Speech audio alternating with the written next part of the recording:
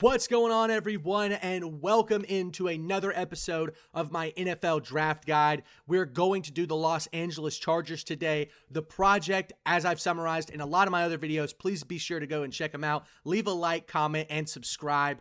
We're going to be addressing each pick in the top 100 for every team. First, we're identifying the team needs based off of my own opinion and consensus from around a bunch of different media networks. Next, we're looking at the team selections. As you can see, green is first round, yellow is second round, red is third round. The Chargers have 3 picks here, 22, 55, and 86. Last but certainly not least, I have been tracking every single combine interview, 30 visit, and pro day attendee through all of these different websites. We are going through it, ladies and gentlemen. And then one more thing to add, I'm also taking my own ranking and comparing them to other major websites, getting an average of those, and then ranking prospects from 1 to 200. So we are creating a consensus based off of the team needs, the 30 visits, combine visits, and draft or combine interviews and pro day attendees. And then we are also taking the prospects and ranking them on a consensus board. We've got 1 through 200. We're going through picks 1 through 100. My goal is to hit 50% of these picks. The way that I'm doing that, though, is by guessing 4 different prospects per pick based off of all of this information. So let's get back to the Los Angeles Chargers and start talking just about what they need. It's clear the front 7 is the number 1 necessary piece to add to this Chargers team. In my opinion, their offensive line is great. You could see here the consensus, and honestly, in my opinion as well, was to add offensive tackle and interior offensive line depth. Just because we look at this team, we saw what happened last year with the injuries to Rashawn Slater and, I'm blanking on the other tackle, Joe Alt. Excuse me. There we go. I know ball, ladies and gentlemen. We see that they desperately needed more depth in this offensive line group last year. So I definitely think they're going to try to address that later in this draft. Maybe in round 3, we'll get to that in just a little bit. But front 7, wide receiver, safety help as well. We see Derwin James is getting a little up there in age, injuries concerns always. That honestly goes for the entire secondary group. So I do think some secondary depth there could be much needed for this Chargers team. But really in the top end of this draft, I think they'll be addressing edge rusher and defensive line. So once again, the way that I came to these selections was I went through the Chargers interview process and I found every single combine interview, 30 visit, and pro day attendance that I could possibly find, and this is where we're sitting. So let's talk about pick 22. For pick 22, I think the number 1 prospect that they'll be looking at, unfortunately for Jim Harbaugh, a Michigan guy, is going to be Caden McDonald, the defensive tackle out of Ohio State. This is the number 1 rated defensive tackle. He's the consensus number 1 guy.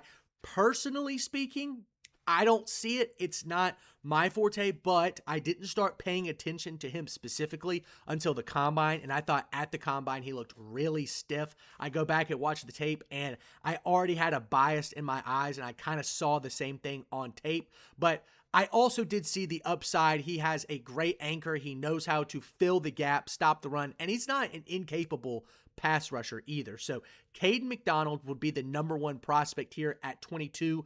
Next up, I've got Casey Concepcion. I do think that the Chargers would consider taking him here at 22. He has been one of the high-demand draft picks in this draft so far, and I do think he'll be available in the early 20s.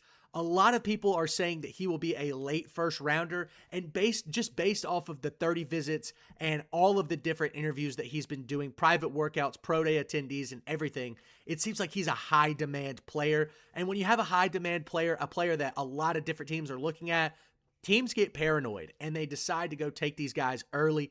The Chargers have an early 20s pick in the first round. I wouldn't be surprised if they took him either. Now we get into a couple of stretch plays here, but I do think based off of the interview process that the Chargers are looking at these 2 prospects.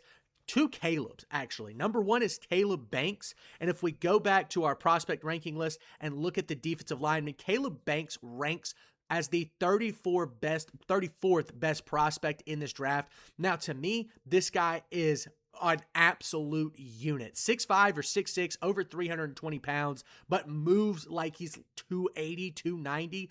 The injury concerns are something that I think is really something of note, and this is why I don't think he'll be a first-round pick, but I would not put it behind the Chargers. Jim Harbaugh identifies guys that really fit his system. It's usually overpowering bigger guys to create a physical dominance on the line of scrimmage, so Caleb Banks is not out of the question here at 22 for the Chargers. Last but not least, we go to our offensive tackles group, and this guy kind of fits the bill here. Caleb Lomu from Utah. He played left tackle last year. His teammate Spencer Fano is number 11 in this consensus draft overall ranking. So I do think Lomu will be available. That's a guy that I kind of predict will slip into round 2. There was not a lot of demand for him in terms of combine interviews, 30 visits and whatnot. There were a lot of other tackles on this list that had that. So would I think the Chargers would take him here? Probably not, but they were one of the only teams that seemed very interested in him. So I wonder if that's going to be their selection at 22. So those are my 4 right there. Caden McDonald, Casey Concepcion, Caleb Banks, and Caleb Lomu. Now we move on. We go back to our team needs, and we see the Chargers have the 55th pick in the second round. Let's get into that. So once again, purely off of the visits and the positioning of their pick, we go to edge rusher and we see Zion Young here. Now, this will be a stretch for Young to get here. Like Concepcion, like Caleb Banks, like Christian Miller, there seems to be a pretty high demand for this guy. In a lot of draft interviews and 30 visits, he's been all around the country as of right now, based off of what I've been reading. I don't think he'll be here at 55, but if he is, I absolutely think he'll be selected. You see that he has been graded very highly by several different websites. NFL Network has him at 22. CBS has him all the way down at 76. So if we all understand that different teams have different rankings, basically where I'm looking at is if like teams 35 through 50, whatever, identify him as the 76th best prospect in this draft, the Chargers might identify him as the 22nd and think they're getting a complete steal here. So Young would be prospect number 1, although I do think it's unlikely that he'll be here. Next up, another edge rusher ranked pretty close to the target here is Gabe Yakis out of Illinois, another edge rusher ranked 50th. And once again, he has a pretty tight consensus here, as you can see, ranked anywhere from 45 to 66. I absolutely think he'll be around this number. I could see him going as high as like 47. I could see him going as late as like 70-ish. So Yakis is a player that I do think the Chargers will consider drafting. Once again, kind of not necessarily a traditional edge rusher, more of a defensive end. When I say traditional, I'm talking about the prototypical edge rusher in today's NFL. More of a defensive end, but carries a lot of power in his body. Now we move on back to the offensive side of the football. Let's go to the interior offensive line, specifically offensive guard, and we see the 51st ranked prospect is Chase Bastonis out of Texas A&M. I last year said Texas A&M had the best offensive line in the country. I think based off of the draft prospect rankings that we've seen from a lot of different websites, that has been the case. They're a really high demand offensive line group. Maybe Utah's up there as well, but I love Bastonis as an offensive guard. He carries a lot of power behind his initial punch. There is not really a lot of bad things you could say about this guy. As you can see, once again, kind of a tight window of where he's graded. You can see that there are some other pretty polarizing prospects like Jalen Farmer, who we'll talk about in just a little bit. CBS has him ranked as high as 30, and then 3 other websites have him in the 100s. I'm very curious to see where this guy ends up going. But for now, we're talking about Bastonis. He's ranked on average as the 53rd best prospect. I absolutely put him right there. I think I have him ranked 50th overall. So he will be available most likely for the Chargers here at 55. Then one more place that we're going to go to, we're talking wide receiver. And at wide receiver, we see in the early 60s, Chris Bell, the wide receiver out of Louisville, will most likely be in this position. It's going to depend because a lot of these drafts get very rhythmic and also get, a little trendy. You see a couple wide receivers go off the board and it's automatically a fire sale for wide receivers. Teams start trading up to draft them. I don't necessarily think that that's going to happen in this draft just because I look at almost every single one of these prospects and I do not see a true number one wide receiver as of right now. You don't see a Calvin Johnson, a Julio Jones in this draft.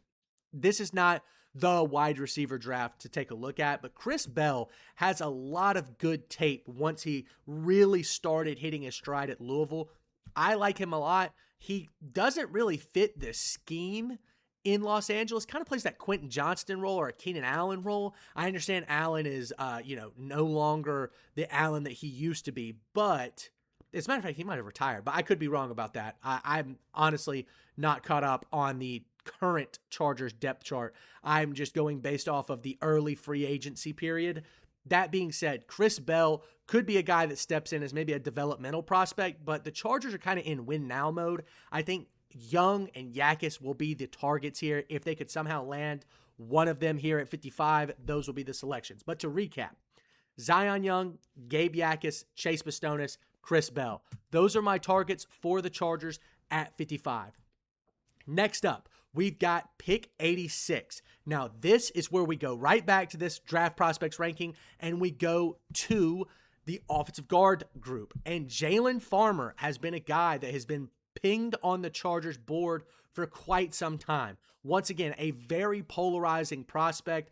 The Chargers probably have him much higher than 106th, 107th, or 109th. I would probably, if I were guessing, the Chargers probably have him in the early 60s, maybe late 50s. I personally have him at 67, which is 10 spots higher than the consensus. There is a lot of upside to Farmer's game. He had great tape at Kentucky. I really have enjoyed watching his film, kind of more than Bastonis, honestly, but Bastonis does pack a stronger punch. Farmer's got a couple different things that he could add to his game. Very curious to see where he goes in this draft. Like I said, let's go ahead and continue, though, on this list. We're going to the safety group, and we see right here at number 80, safety out of USC, Kamari Ramsey, a very high demand prospect in this draft class. Been on a lot of different meetings and 30 visits as well. Once again, another polarizing prospect, ranked as high as 75, ranked as low as 139, average ranking is 92. So at 86, this is not a stretch. The Chargers met with him, I think, multiple times, and he's right there at home. He's a home, I don't know if he's from Los Angeles, but going to USC and being in the city of Los Angeles, he's a hometown prospect. Probably just paying him homage and giving him, opportunities to create demand for himself, as most NFL teams do for their local college teams. That being said, I do think the Chargers, like I said at the beginning of this, really could use some depth and potential new starters in this safety group. And let's be honest, Ramsey could absolutely do that. I think he's got great playmaking ability. It's going to be really interesting to see where he ends up going in this draft. Hopefully, it's to the Chargers. Next up, cornerback. Once again, adding depth to this secondary unit is key. And at 92, I believe, Dalen Everett, once again, another polarizing prospect. We see here he's been ranked as high as 73, 81, and 89, but here CBS and the NFL Network have him ranked 144th and 137th. The average is 102. I personally had him all the way up at 74 from my draft rankings, so I'm very curious to see where he ends up going. Once again, this guy is a prospect from Georgia, by the way, a little far stretch from Los Angeles, but nonetheless, Jim Harbaugh loves physical, aggressive corners. Kirby Smart plays these guys to the highest extent. Honestly, Everett, I believe, was supposed to be a much higher graded prospect. Didn't have a lot of great tape late in the season last year, so I'm really interested to find out where he ends up going. The Chargers could absolutely grab him here. Now, this is a Jim Harbaugh pick, last one that I'm going to talk about here. He's ranked all the way down here. I'm looking for him 18th at 138. this would be quite the stretch, but the Chargers seem very interested in this guy. The size is off the charts. He would add great depth to this tackle group. Isaiah World, who I believe stands at 6'7" or maybe 6'8", did a lot of transferring in his college career, but an absolute unit. This is 100%. If they end up taking him, this is a Jim Harbaugh pick for sure. So let's go ahead and hop into our final recap. The pick 22, we'll go back to our team needs here, and we'll see pick 22 for the Chargers. I've got Caden McDonald, Casey Concepcion, Caleb Banks, Caleb Lomu. At 55, I've got Zion Young, Gabe Yakis, Chris Bell, Chase Bastonis. And at 86, I've got Jalen Farmer from Kentucky, Kamari Ramsey from USC, Dalen Everett from Georgia, and Isaiah World from, I believe he's currently at Oregon. I haven't got to watch a lot of tape on him specifically, but those are my selections and my draft guide for the first 3 rounds of the Chargers. Let me know what you think of that. Guys, please be sure to like, comment, subscribe. I appreciate every single one of you for watching these videos. Go check out the other draft guides if you're curious. Once again, I'm trying to hit 50% of these. We'll see if that is going to happen. It's a tall task, but thanks again for watching. We'll see you next time.